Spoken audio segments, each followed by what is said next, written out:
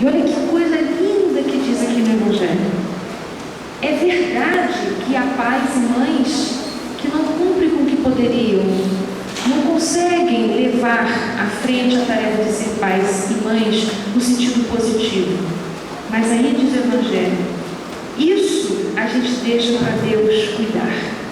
Nós não podemos nos colocar no lugar de juízes dos nossos pais, porque esse lugar de justiça é de Deus, não é dos filhos.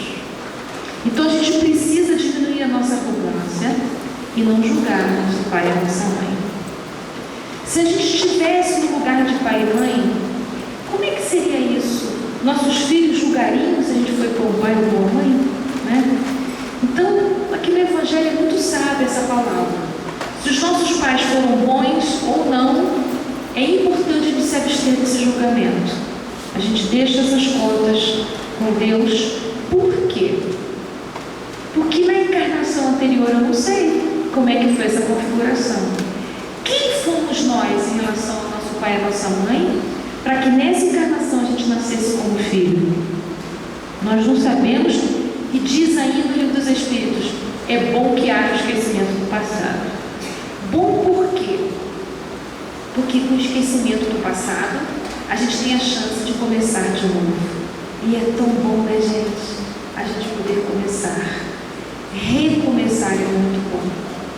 Recomeçar não quer dizer que no passado não foi importante ou que a gente vai deixar para lá. Recomeçar quer dizer Deus tem esperança que a gente possa fazer diferente. Não é bom a gente pensar isso? Por pior que eu tenha sido, nessa encarnação eu tenho a chance de fazer diferente.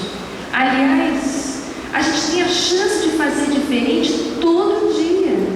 Quando o dia nasce, é a chance para a gente fazer diferente. Então, se Deus aposta na gente nessa diferença, nesse novo que a gente pode fazer, eu também preciso crer que eu posso fazer novo e diferente a cada vez. Então, essa dívida sagrada que a gente tem com os nossos pais, como é que a gente quita essa dívida?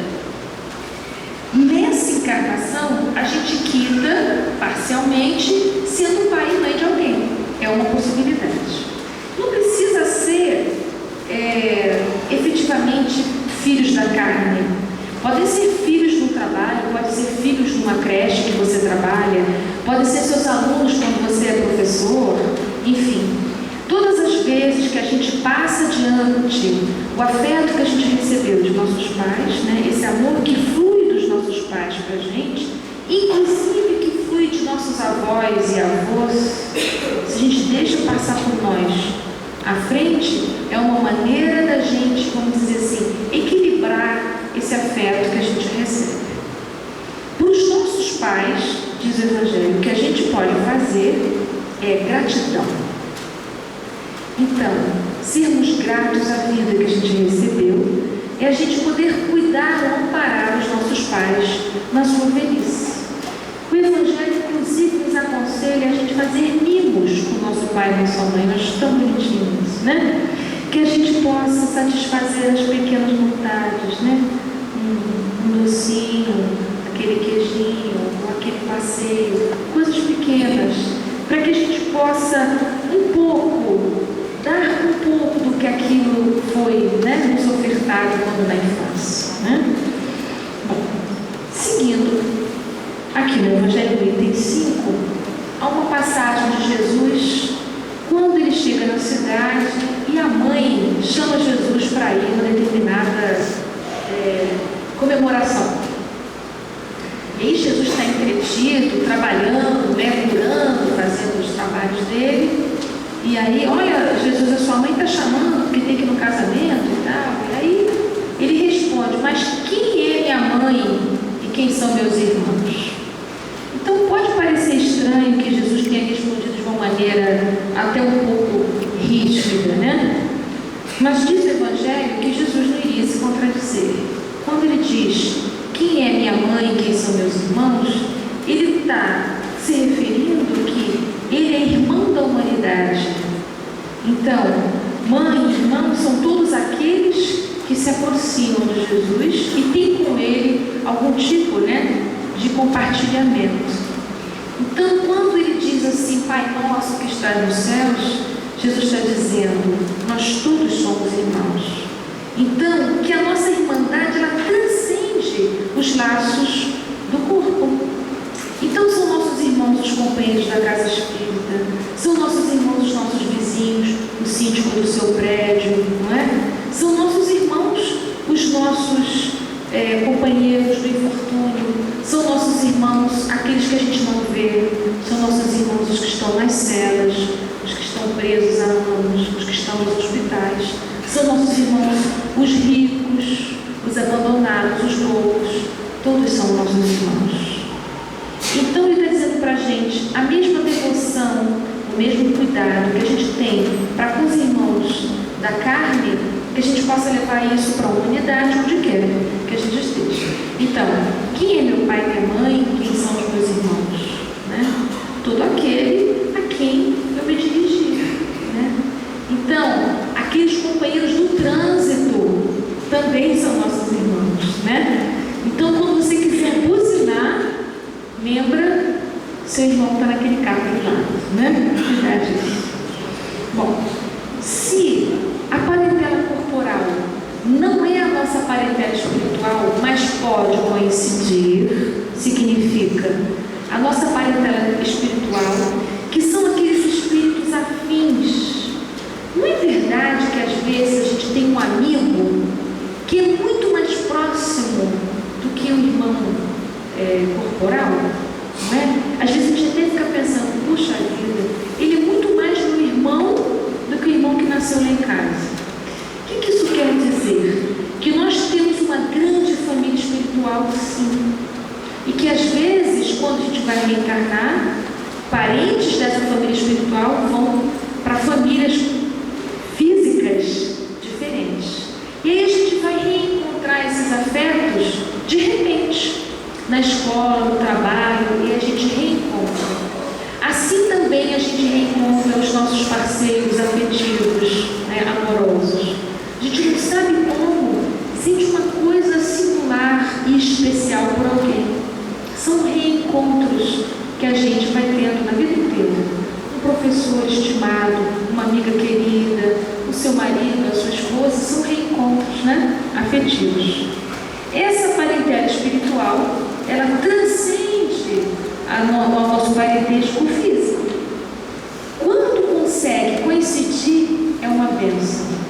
É quando naquela família a gente tem um irmão que é demais da conta de próximo da gente, ou um primo, ou um pai, ou um irmão, ou uma mãe, que a gente tem uma afinidade inexplicável. Significa que aquele parente corporal, ele é da nossa família espiritual. Então, gente, essa configuração da nossa família corpórea, ela é transitória, ela é temporária. Então, nós estamos ali naquela configuração. Hoje eu sou sua mãe, você é minha filha, meu filho, meu irmão, meu pai, meu tio, temporariamente. E na próxima encarnação, essa configuração toda muda. Mas, dizem os espíritos, geralmente são os mesmos, em posições modificadas. Significa dizer que se você acha, graças a Deus, desencarnou, agora eu estou livre, isso não é verdade. Nós vamos voltar juntos outra vez. Se for desafeto, então, vai voltar mesmo, na mesma família. Então, aquele filho difícil, aquela mãe difícil, aquele pai difícil, vai voltar. Volta para que a gente tenha a bênção do recomeço e fazer essa história afetiva diferente. Só sai desse âmbito da família quando todos esses afetos estiverem harmônicos. Aí não é mais necessário reencarnar entre estes, e então você vai reencarnar entre outros, aos quais você ainda tem que reparar alguma coisa. Mas nem todos são desafetos, alguns são, outros não. Aqui no livro do Evangelho também diz uma coisa importante. Ele vai dizer ainda aqui no capítulo 14 que no grupo familiar sempre reencarna um com adiantamento moral retraído, para que junto mais à frente, possa empurrá-lo e dar Sabe quando a gente bota o carro na ladeira em segunda para ele pegar? É mais ou menos isso, né? Para ver se ele pega no tranco. Então, aquele espírito um pouquinho mais deficitário encarna numa família um pouco mais adiantada, para que naquele clima de convivência ele possa dar um salto no seu processo evolutivo. Então, que coisa interessante a perspectiva da doutrina espírita.